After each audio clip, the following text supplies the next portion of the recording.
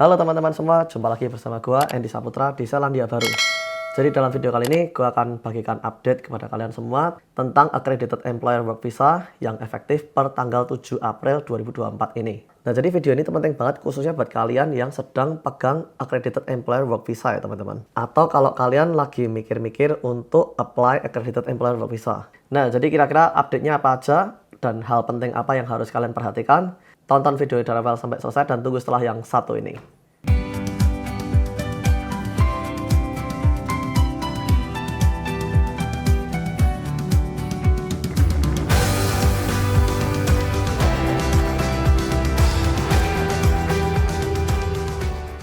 Oke, jadi perubahan utama pada Accredited Employer Work Visa ini adalah penghapusan ketergantungan pada upah median ya. Jadi penghapusan pada median wage ini, itu kalau sebelumnya visa itu diberikan berdasarkan upah median, yaitu $31.61 per jamnya, itu sekarang tidak lagi bergantung pada itu. Cuman ada hal penting yang harus kalian perhatikan nih. Nah, di sini kalau ketergantungan pada upah mediannya ini dihapus, itu imigrasi New Zealand itu maunya penilaiannya itu dikembalikan kepada keterampilan ANZ SEO-nya ya. Jadi difokuskan pada ANZ SEO-nya itu.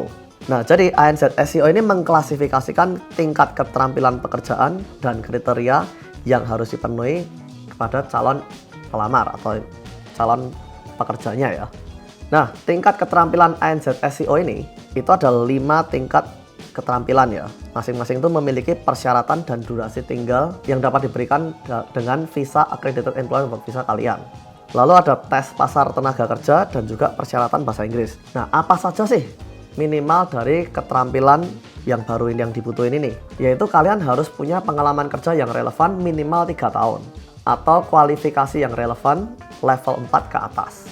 Lalu ada juga tingkat keterampilan ANZ SEO 4 dan 5 ya, yang juga membutuhkan bahasa Inggris minimal IELTS dengan skor 4. Nah, peraturan baru ini tuh pada dasarnya tuh mengembalikan kepada kriteria yang lama ya, yaitu pengklasifikasian dengan skill level. Nah, skill level assessment-nya itu didasarkan pada ANZ SEO ya, atau Australian and New Zealand Standard Classification of Occupations. Nah, ANZ SEO itu adalah database teman-teman. Jadi yang mengidentifikasikan skill level kalian atau pengkategorian daripada skill level kalian nih. Misal nih, kalian IT. IT kan luas tuh. Nah, IT kalian tuh kira-kira IT yang apa? Misal IT ke System Administration and Engineer. Itu nanti masuk di bagian ANZ SEO itu. Oke, jadi di sini gua akan share ke kalian pendek aja tentang ANZ SEO ya, tentang pengklasifikasian ANZ SEO. Jadi ANZ SEO itu bisa kalian akses lewat websitenya ini nih, Australian Bureau of Statistics nih. Tuh. Jadi contoh nih, kalau kalian kerjanya IT apa? System Administrator. Itu masuknya pengklasifikasian di sini nih, 2621 ya.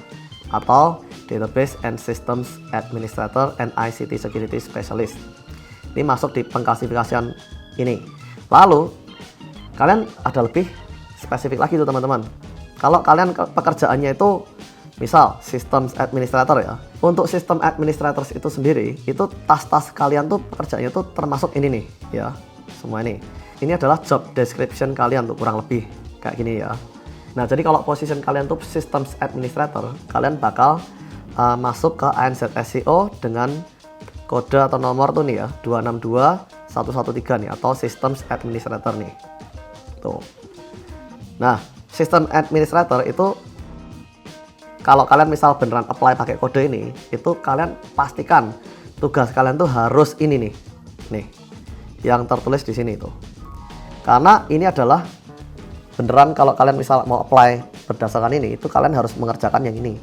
Misal pun kalian mungkin secara umum kalian ngerjain yang ini, tapi kalau kalian apply-nya berdasarkan 262113 ini, yang harus kalian kerjaan tuh adalah ini nih. Fokusnya gitu ya. Intinya tuh adalah yang ini. Gitu teman-teman. Nah, di sini gua nggak akan perpanjang lagi untuk ANZ SEO-nya karena topik kali ini adalah update untuk Accredited Employer Work Visa nih. Nah, lalu di sini gua kasih contoh kasusnya lagi ya. Kalau kalian misal tukang kayu ya atau carpenter tuh, itu kan adalah level 3 tuh. Nah, itu memerlukan pengalaman kerja yang relevan minimum 3 tahun atau kualifikasi level 4 ke atas. Contoh lain yang bisa gue berikan adalah pekerja bangunan. Kalau kalian adalah pekerja bangunan, itu levelnya level 4. Itu juga memerlukan pengalaman kerja relevan minimum 3 tahun atau kualifikasi level 4 ke atas dan juga IELTS score 4 ya. Nah, lalu dampak perubahan apa aja sih pada employer nih? Nah, di sini employernya itu harus menyesuaikan jabatan kerja. Jadi, employer itu harus memastikan bahwa jabatan kerjanya tuh masuk dalam kategori ANZ/SEO yang gua share tadi tuh. Supaya itu juga memenuhi kriteria untuk pelamar kerjanya gitu, teman-teman. Lalu, mereka harus juga mengadakan persyaratan tambahan untuk pekerja berkemampuan rendah. Nah, jadi si employer tuh harus mengiklankan dulu posisinya itu selama setidaknya 21 hari berturut-turut ya. Lalu mereka juga harus bekerja sama dengan Work and Income dan juga mereka harus dapat menunjukkan justifikasi tidak adanya kandidat lokal yang cocok. Baru mereka bisa hire migrant. Jadi memang pemerintah New Zealand tuh maunya itu orang lokal tuh harus dicari dulu. Kalau memang orang lokalnya ini nggak ada, baru si employer tuh boleh ngambil pekerja migran gitu, teman-teman. Lalu durasi visa dan tinggal batas maksimalnya itu kayak apa sih? Di sini kalau tingkat keterampilan kalian itu skill 1 hingga 3, itu kalian bisa dapat visa 3 tahun dan dapat diperpanjang 2 tahun saja. Jadi totalnya 5 tahun ya, teman-teman ya. Kalau tingkat keterampilan kalian tuh 4 level 4 dan level 5, itu kalian bisa dapat visa 2 tahun. Lalu itu dapat diperpanjang 1 tahun aja. Jadi totalnya 3 tahun. Di sini gue akan bagikan juga buat kalian yang mungkin sudah punya visa, accredited employer work visa. Itu kalau visa kalian itu diterbitkan antara 21 Juni 2023 sampai tanggal 7 April 2024, itu kalian bakal tetap memenuhi syarat untuk visa 5 tahun ya. Jadi kalian kalau udah punya accredited employer work visa itu aman-aman aja untuk 5 tahun. Kalau kalian ada terjadi perubahan pekerjaan nih, misal dari ANZ/SEO level 4 to 5 ke ANZ/SEO level 1 to 3 ya, itu berarti pemegang accredited employer itu dapat mengajukan aplikasi yang baru. Jadi kalau pekerjaan kalian itu dari tingkatnya tuh misal dari ANZ/SEO level 4 to 5, terus kalian mau update jadi ANZ/SEO level 1 to 3, itu kalian akan memenuhi visa dengan jangka waktu 5 tahun totalnya. Oke teman-teman, jadi seperti itulah update yang bisa gue sampaikan buat accredited employer work visa ya. Update ini tuh efektif per tanggal 7 April 2024 nih. Jadi gimana tuh buat kalian?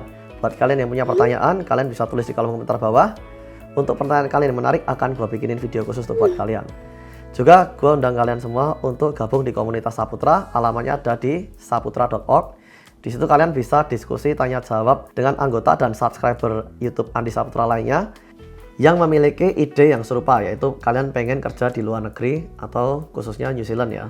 Di situ kalian bisa bikin topik pertanyaan, lalu teman-teman yang lain juga bisa bantuin jawabin untuk pertanyaan kalian juga tuh. Menarik kan? Jadi pastikan kalian gabung tuh di saputra.org ya. Oke teman-teman, jika kalian suka video ini jangan lupa klik like, share, dan subscribe.